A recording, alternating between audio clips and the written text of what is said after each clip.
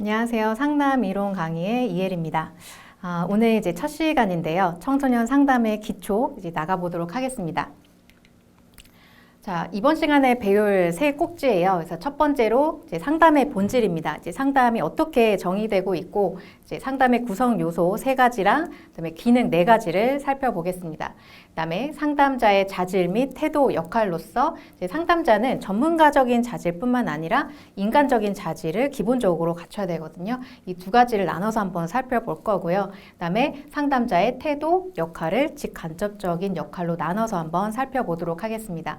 그다음에 세 번째 청소년 상담자의 윤리 부분이에요. 이 부분은 내담자를 보호하고 이제 상담사에게는 지침이 되는 부분이거든요. 그래서 상담의 윤리 원칙과 어떻게 이 윤리 문제를 이해하고 있는지, 그다음에 상담사의 윤리 강령, 이렇게 세 꼭지로 이제 청소년 상담의 기초를 다루게 될 겁니다. 자, 여러분 교재를 한번 보시면 중요도가 맨 위에 상단에 표시되어 있거든요. 그래서 각 소 챕터마다 중요도가 표시되어 있으니까 기출 문제에 근거한 중요도니까 여러분 요거에 포인트를 맞추시면서 강약을 조절하시면서 집중하시면 좋을 것 같습니다. 이 부분은 여러분 크게 어려운 내용은 없어요. 그렇지만 꼼꼼하게 읽지 않으면 또 틀릴 수 있는 좀 부분이거든요. 그래서 이 부분에 실수하지 않고 100점을 다 가져가실 수 있도록 집중하셔서 좋은 결과 가져가시기 바랍니다. 자, 본격적으로 상담의 본질 부분 나가도록 할게요. 이제 상담의 의인데요. 일반적으로 이제 상담을 정의하는 것은 굉장히 다양합니다. 근데 여러 학자들이 이제 상담에 대해서 정의를 했는데 일반적인 정의로서 우리 교재에서는 네 가지를 제시를 하고 있어요. 첫 번째는 이제 상담은 올바른 적응을 위해서 조력을 필요로 하는 내담자랑 조력자로서 전문적인 훈련을 받은 상담자 간의 직접적인 면접을 통해서 이뤄가는 전인적인 학습 과정이다. 그래서 상담자와 내담자 그리고 그 사이에서 이루어지는 전인적인 학습 과정으로 보고 있고요. 두 번째는 전문적인 기술을 사용하죠. 상담자는. 그래서 심리적인 기술과 도구를 사용하는 것에 그치는 것이 아니라 이 한 개인 혹은 집단의 가치, 환경, 현실 문제 등을 포괄적으로 다루는 실천적인 학문입니다. 그래서 전문가는 상담적인 기술과 도구의 사용을 숙지를 해야 되겠고 이 한 개인 혹은 집단의 배경으로 하고 있는 여러 가치나 환경, 문제 등을 포괄적으로 볼 수 있는 안목이 필요합니다. 그래서 실천적인 학문이라는 거.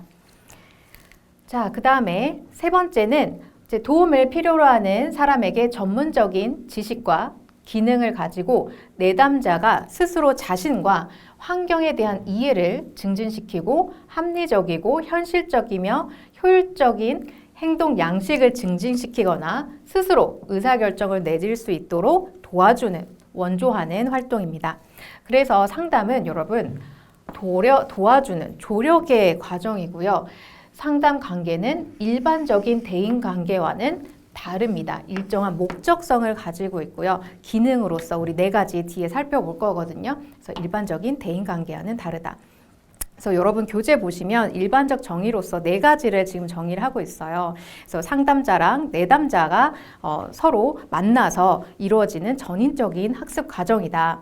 그 다음에 심리적인 기술과 도구를 사용하는 것에 그치는 것이 아니라 한 개인, 집단의 사회, 경제, 그다음에 여러 가지 현실 문제 등을 폭넓게 다루는 실천적인 학문이다. 그 다음에 세 번째로서 내담자 스스로가 의사결정할 수 있도록 도와주는 활동이다. 조력의 과정이다. 그렇지만 일반적인 대인관계와는 다르다. 이렇게 정의를 하시면 되겠습니다.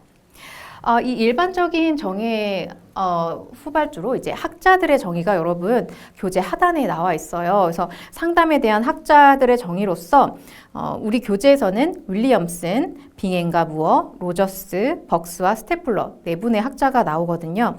그래서 이분들의 학자들의 정의에 대해서는 여러분 암기할 필요는 없고 이런 여러 학자들이 이렇게 상담을 바라보고 있구나 이렇게 가볍게 보시면 되겠습니다. 저와 함께 보고 가시죠. 그래서 윌리엄슨 교재입니다. 윌리엄슨은 훈련, 기술, 신용 등을 기반으로 이제 내담자의 적응 문제를 해결하기 위해서 상담자와 내담자 사이의 면대면 상태다. 이렇게 직접 보고 하는 상태다. 두 번째, 빙엠과 무어 학자는요, 상담이란 목적을 가진 대화다. 그래서 일반적인 대인 관계랑 다른 목적을 가진 대화입니다. 네, 세 번째, 로저스입니다. 이제 상담은 훈련받은 상담자와 도움을 받고자 하는 내담자를 연결하는 상호적인 작용으로서 내담자의 감정을 수용하고 명료화한다. 그다음에 벅스와 스테플러는 상담은 상담자와 내담자 간의 전문적인 관계 형성을 통해 내담자의 문제를 해결하고 자기 목표에 도달할 수 있도록 학습시키는 과정이다. 어떤가요, 여러분? 학자들마다 상담을 정의하는 것들이 굉장히 다양하죠. 그래서 이렇게 다양하게 정의되고 있구나. 그렇게만 넘어가시면 되겠습니다. 자, 오른쪽 페이지 보시죠. 두 번째는 이제 상담의 구성 요소와 기능이 나오는데요. 이제 상담의 구성 요소는 세 가지입니다. 일단은 조력을 필요로 하는 내담자가 있어야 되겠고요. 내담자. 그다음에 조력하는 상담자. 그다음에 이들 사이의 관계, 상담 관계가 상담의 세 가지 구성 요소예요. 이제 상담자는 인간적인 자질과 더불어 전문가적인 자질을 함께 갖춰야 됩니다. 그래서 요거는 뒷부분에서 자세하게 나눠서 살펴보도록 할게요. 그래서 구성 요소로서 세 가지 기억해 주시기 바랍니다. 자, 그 다음에 상담의 구성 요소에 이어서 상담의 기능을 우리 교재에서는 네 가지로 제시를 하고 있어요. 일단 첫 번째는 내담자가 바람직한 방향으로 행동을 변화시킬 수 있게 하고 심리적 성장 및 발달을 촉진하는, 즉 자기 성장을 촉진하는 기능을 한다. 즉 교육적인 기능, 발달적 기능으로서 상담의 기능을 수행을 하고 있습니다. 두 번째는 내담자 문제와 부적응의 원인을 올바르게 진단을 해야 되겠죠. 그래서 진단이 됐으면 이에 맞는 적절한 개입을 통해서 정신병리 발생 예방을 하는 두 번째 기능을 수행합니다. 진단 및 예방 기능. 그다음 세 번째는 이렇게 부적응의 원인을 진단하고 적절한 개입을 했으면 이제 내담자가 바람직하지 못한 행동이나 생각 등을 올바르게 조력을 해야 되겠죠. 그래서 삶의 문제를 해결할 수 있도록 교정적인 기능을 하는 게 세 번째 기능입니다. 네 번째는 치료적 기능으로서 내담자의 심리적 고통이나 부적응적인 증상이 제거 및 치유되도록 돕는 기능을 한다. 즉, 내담자의 심리적 고통을 해소하는 치료적 기능을 수행해야 된다. 요 네 가지로 정리를 하고 있습니다. 자, 정리해 볼까요, 여러분? 상담의 기능. 바람직한 방향으로 변화시킬 수 있게 해야 되겠죠. 그래서 교육 및 발달적 기능으로서 첫 번째가 있고요. 그 다음에 내담자 문제를 올바르게 진단해야겠죠. 그런 다음에 적절한 개입을 통해서 우리가 정신병리 발생을 예방하는 진단 및 예방 기능. 그 다음에 세 번째로 이제 삶의 문제를 해결할 수 있도록 교정적 기능을 수행해야 되고, 그 다음에 심리적 고통을 해소할 수 있도록 치료적 기능을 해야 된다. 자, 요 네 가지를 잘 정리해 두시기 바랍니다. 그래서 15, 17, 19년도에 기출된 상담의 기능이었습니다. 자, 그 다음 페이지로 넘어가 볼게요.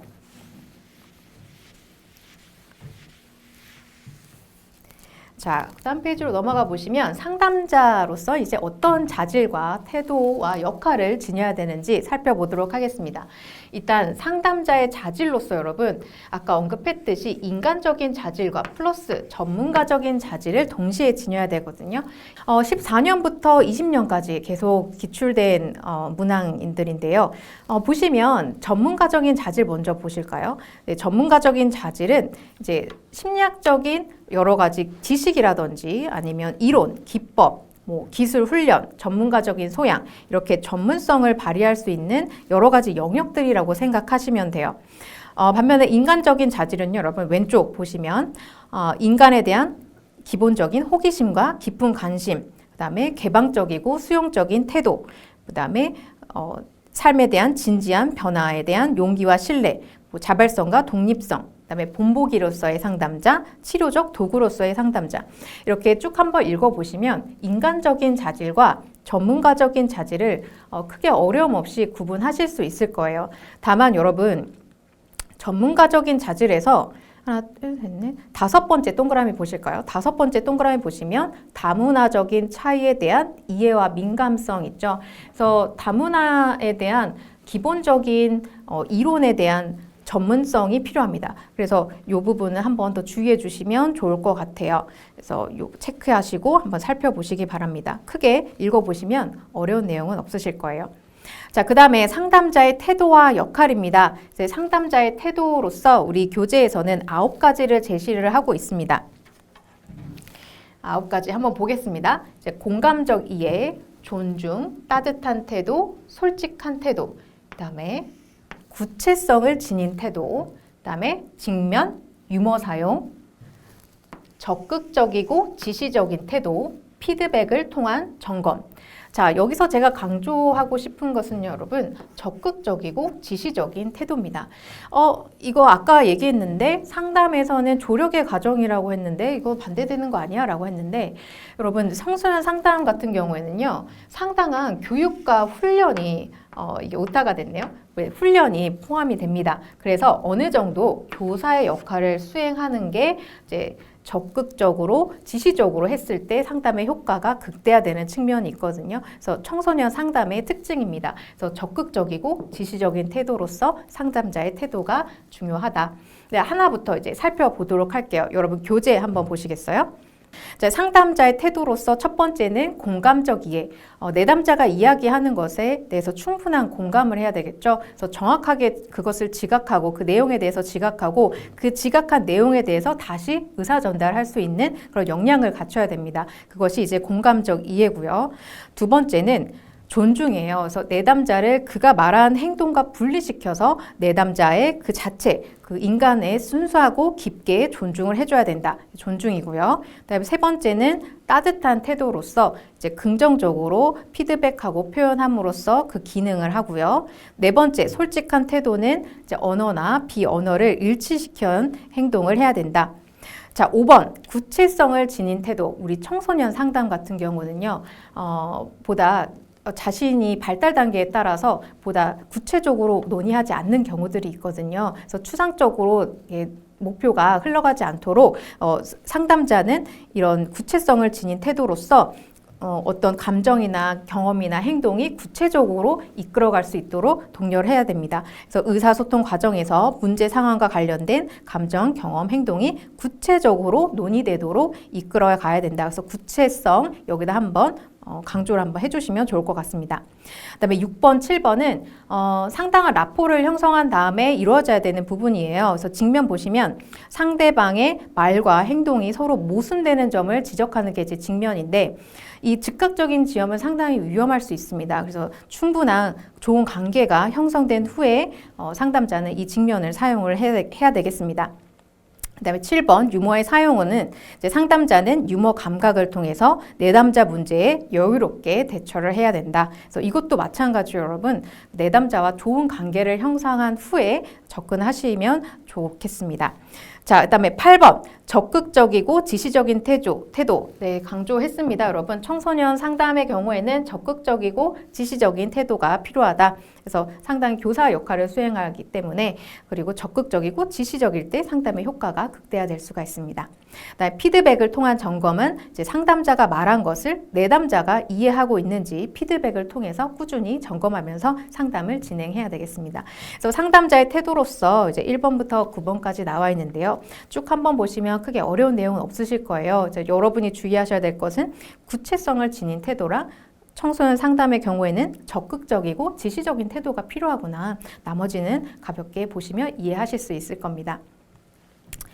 자, 그 다음에 상담자의 역할로서 여러분 오른쪽 페이지 상단에 보시면 표 하나 나와 있죠. 이제 상담자의 역할로서 직접적인 역할, 이제 간접적인 역할 한번 기출된 내용이었는데요. 그래서 직접적인 역할로서 이제 교육자, 조력자, 안내자, 옹호자, 변화 촉진자 이렇게 제시를 하고 있고 한 발 더 뒤에서 간접적인 역할로서는 연구, 조정, 자문, 조직 개발자 이렇게 구분을 할 수 있겠습니다.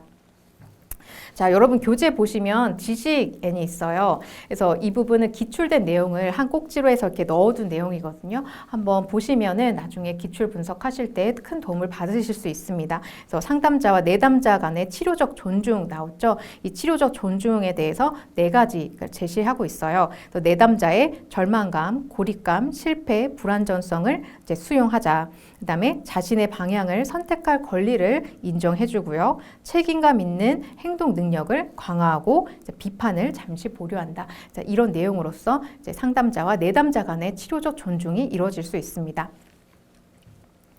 자, 이렇게 두 번째 꼭지로서 여러분 상담자의 자질, 태도, 역할에 대해서 살펴봤어요. 그래서 상담자의 자질로서 인간적인 자질, 그다음에 전문가적인 자질을 우리 구분해서 봤었고요. 그다음에 상담자의 태도로서 9가지를 제시했었죠. 그 중에서 2가지를 꼭 짚고 넘어가자. 구체성을 지닌 태도랑 그다음에 적극적이고 지시적인 태도가 필요하다. 청소년 상담의 경우에는.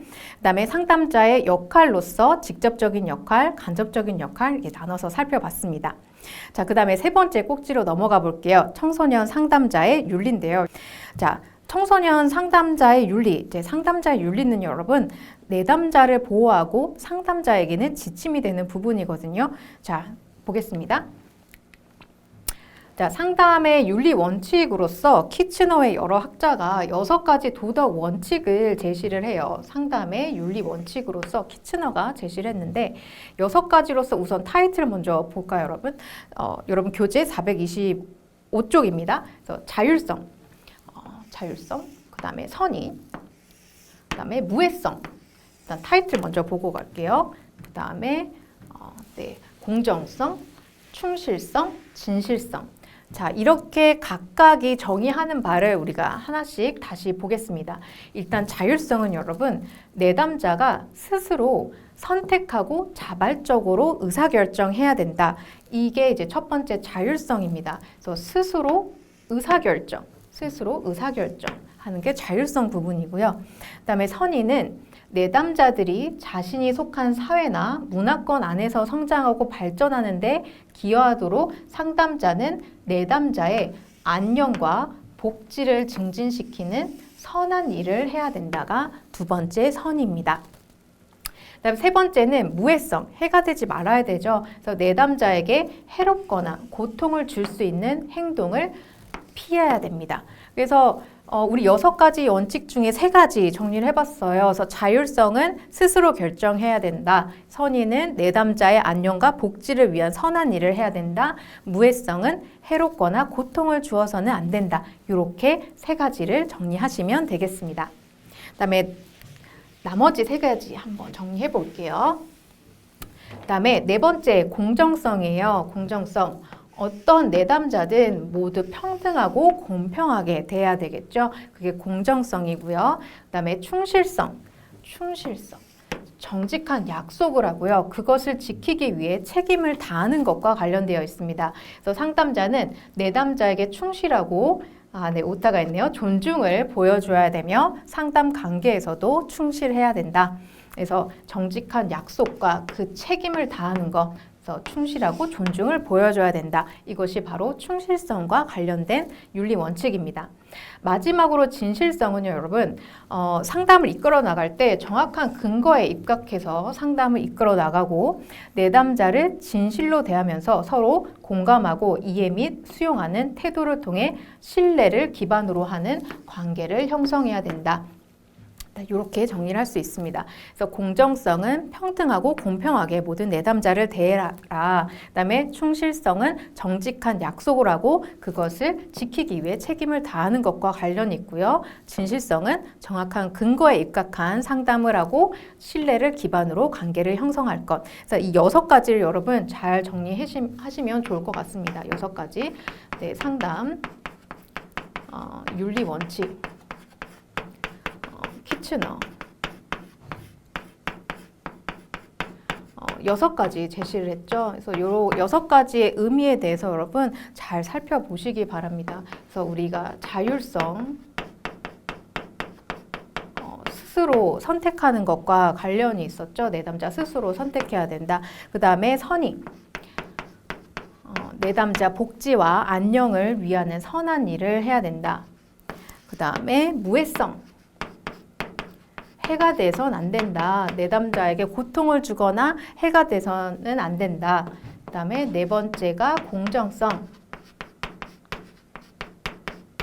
모든 내담자를 평등하고 공평하게 대해야 된다. 그 다음에 충실성. 정직한 약속을 하고 그것을 책임을 다하는 것과 관련된 것이다. 그 다음에 진실성. 정확한 근거에 입각한 상담을 하고 그다음에 신뢰관계를 형성해야 된다는 것과 관련되어 있습니다. 그래서 이 세부적인 내용과 이 6가지를 잘 숙지하시기 바랍니다. 자, 그 다음에 여러분 교재 뒤쪽으로 넘어가 볼게요. 이제 상담자의 윤리 부분인데요. 이제 윤리 원칙을 더 한번 자세하게 살펴보도록 하겠습니다. 자, 상담의 윤리 문제 이해는 일단 내담자의 사생활을 보호하려고 노력을 해야 되고 정보가 불법으로 유출되거나 그런 것을 막아야 되겠죠. 그래서 또한 상담자 자신의 전문성 한계를 인식할 필요가 있고요. 만약에 인식이 됐다고 한다면 연계를 해야 되겠죠. 여러 상담 기관이나 다른 상담사에게 반드시 연계를 해야 되겠습니다. 그 다음에 이중 관계는 피해야 되겠죠. 그 다음에 사적이고 경제적인 거래 역시 금지를 해야 되겠고, 그 다음에 비밀 유지 원칙을 지켜야 됩니다. 그래서 그렇지만 비밀 규정 예외 규정이 있거든요, 여러분. 그래서 정보를 보호해야 되지만 이 비밀 보장 한계에 대해서 내담자에게 충분하게 설명을 하고 내담자가 숙지할 수 있도록 사전에 상담하기 전에 이야기를 해야 되겠습니다. 이 부분 먼저 한번 보고 넘어가실까요? 상담사의 윤리 강령이 있죠. 윤리 강령의 2장, 제2장 정보의 보호 있습니다. 정보의 보호에 동그라미 4번 비밀 보장의 한계 있죠. 여기 한번 보고 넘어갈게요. 자, 상담자는 아래와 같은 내담자, 개인 및 사회에 임박한 위험이 있다고 판단이 되면 내담자에 관한 정보를 사회 당국 및 관련 당사자에게 제공을 해야 됩니다. 자, 어떤 경우가 있는지 5가지가 있거든요. 이 경우에는 비밀 보장 한계 있습니다. 일단 첫 번째는 내담자 자신이나 타인의 생명 혹은 사회 안전을 위협하는 경우. 그래서 첫 번째는 안전을 위협하는 경우. 두 번째는 내담자가 감염성 있는 치명적인 질병이 있다고 확실한 정보를 가졌을 경우. 그 다음에 세 번째는 미성년자인 내담자가 학대를 당하고 있는 경우. 그 다음에 내담자가 아동 학대를 하는 경우. 그 다음에 법적인 정보 공개 요구가 있는 경우.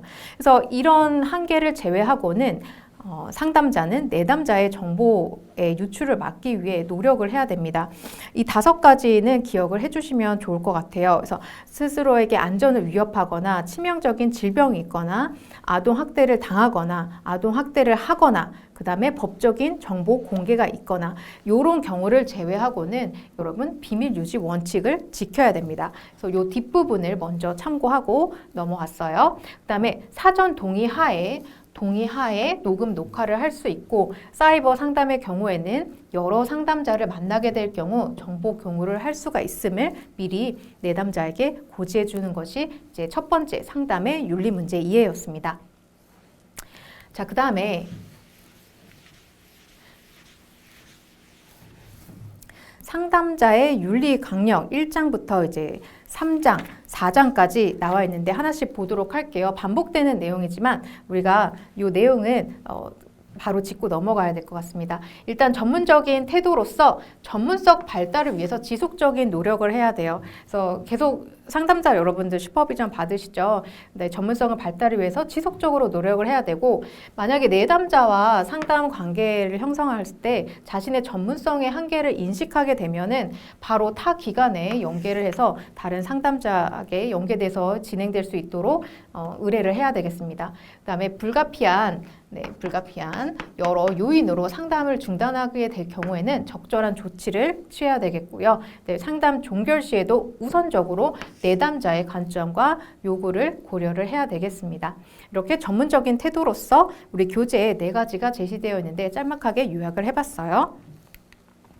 그다음에 정보의 보호입니다. 정보의 보호는 아까 방금 우리가 살펴본 비밀 유지와 관련된 부분인데요.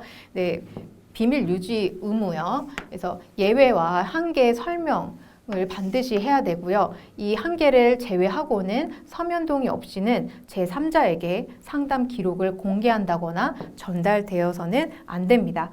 그리고 비밀 보장의 한계, 우리 교재에서 살펴봤었죠. 내담자 자신이나 타인의 생명 혹은 안전을 위협하는 경우, 그 다음에 감염성 있는 치명적인 질병이 있다고 판단되는 경우, 그 다음에 아동 학대를 당하고 있는 경우, 그 다음에 학대를 하는 경우, 그 다음에 법적인 정보 공개가 있는 경우, 이렇게 비밀 보장 한계를 설명해 주시고 이 고지를 해야 될 필요가 있습니다. 요 5가지는 잘 한번 체크해 보셔서 살펴보시기 바랍니다.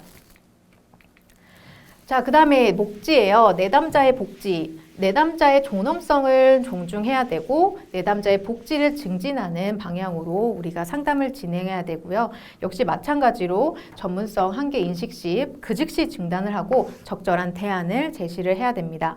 그래서 의존적인 상담 관계를 형성하지 못하도록 노력해야 되고요. 어떠한 경우로든 내담자의 차별을 해서는 안 되겠습니다. 그 다음에 그 내담자의 발달 단계와 문화에 적합한 방식으로 정보를 전달해야 되고 상담자 자신의 가치를 강요해서는 안 되겠죠. 그래서 내담자 복지에 관련된 내용이었습니다. 자, 상담자의 관계. 이제 상담자 개인의 필요와 욕구를 충족하기 위해서 하는 활동, 행동은 반드시 금지돼야 되겠고요. 이중관계, 다중관계는 피해야 됩니다. 그렇지만 사전 동의 후에 자문이나 감독을 병행 시에는 상담관계를 맺을 수도 있어요. 그래서 사적인 관계 당연히 안 되고요. 그다음에 금전적, 물질적 거래 당연히 안 됩니다. 성적 관계 역시 마찬가지로 금지돼야 됩니다. 그래서 이 상담관계에 대해서 한번 살펴봤어요. 네, 오늘 청소년 상담의 기초 3가지 꼭지를 한번 살펴봤어요. 그래서 여러분 교재 보시면 이제 상담의 본질부터 상담이 어떻게 정의되고 있고, 그다음에 상담의 구성 요소와 기능 이렇게 살펴봤고요.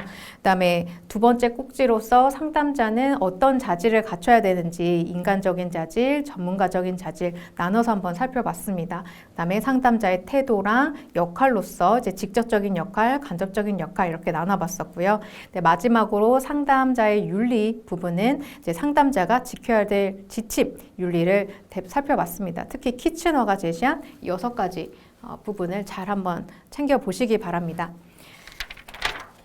자, 오늘 내용 한번 다시 정리를 해볼게요. 자, 우리 이렇게 배웠습니다, 여러분. 상담의 의의로서 굉장히 다양하게 정의를 할 수가 있어요. 그렇지만 우리 교재에서 제시한 부분을 다시 정리를 하면 내담자, 조력을 필요로 하는 내담자랑 조력하는 상담자 간의 직접적인 면접을 통해서 이루어지는 전인적인 학습 과정이었고요.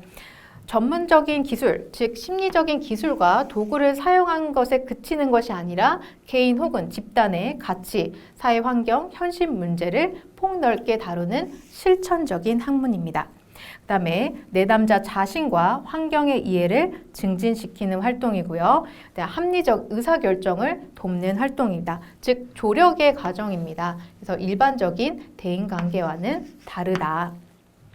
자, 2번째 상담의 구성 요소로서 3가지가 있었죠. 상담자, 내담자, 상담 관계. 그다음에 상담의 기능으로서 바람직한 방향으로 이끌어나가는 교육 및 발달적 기능이 있고요. 그다음에 정확하게 그 문제를 진단해야 되겠죠. 부정의 원인을 진단하고 적절한 개입을 통해 정신병리 가능성을 예방하는 기능을 수행합니다. 그다음에 삶의 문제를 해결하는 이제 교정적 기능을 수행을 하고, 그다음에 심리적 고통을 해소할 수 있는 치료적 기능을 수행한다. 요 4가지가 상담의 기능으로서 정의되고 있습니다. 자, 상담자의 자질은 인간적인 자질과 동시에 전문가적인 자질을 가져야 되고요. 상담자의 태도로서 공감적 이해, 존중, 따뜻한 태도, 솔직한 태도, 구체성을 지닌 태도, 그다음에 직명과 유머 사용은 충분한 라포 형성 후에 사용하라. 그다음에 적극적이고 지시적인 태도, 청소년 상담에서는 교사 역할을 수행한다고 그랬죠. 그래서 적극적이고 지시적일 때 상담의 효과가 극대화될 수가 있습니다. 그다음에 피드백을 통한 점검을 해야 된다. 그다음에 2번째 상담자의 역할로서 직접적인 역할, 간접적인 역할로 나눠서 살펴봤었어요. 자, 그 다음에 세 번째 꼭지, 윤리 부분입니다. 이제 상담의 윤리 원칙으로서 키치너가 이제 제시를 했죠. 그래서 자율성, 스스로 선택하고 결정하는, 의사결정하는 것과 관련되어 있었고, 선의는 내담자의 복지와 안녕을 위한 일을 해야 된다. 그 다음 무해성은 해롭거나 고통을 줄 수 있는 일을 피해야 된다. 그 다음에 공정성은 평등하고 공평하게 모든 내담자를 대해야 되고, 충실성은 정직한 약속과 관련된 것으로서 그에 대한 책임을 다하는 것과 관련되어 있다. 진실성은 정확한 근거에 입각한 상담을 이끌고 진실로 대해서 신뢰로운 관계를 형성하는 것과 관련되어 있다. 그래서 키치너의 6가지 윤리 원칙에 대해서 잘 숙지해 주시기 바랍니다. 네, 상담사의 윤리 강령으로서 전문적인 태도, 정보 보호, 내담자의 복지, 상담 관계 이렇게 살펴봤었어요. 특히 정보 보호 측면에서 여러분 비밀 보장 한계 있었죠? 그 부분 잘 한번 체크해 보셔서 숙지하시기 바랍니다. 자, 오늘 첫 시간이었어요, 여러분. 청소년 상담의 기초였습니다. 그래서 다음 시간부터는 청소년 상담의 이론, 한 꼭지부터 행동주의부터 통합적 접근까지 하나씩 살펴보도록 하겠습니다. 오늘 고생 많으셨습니다. 감사합니다.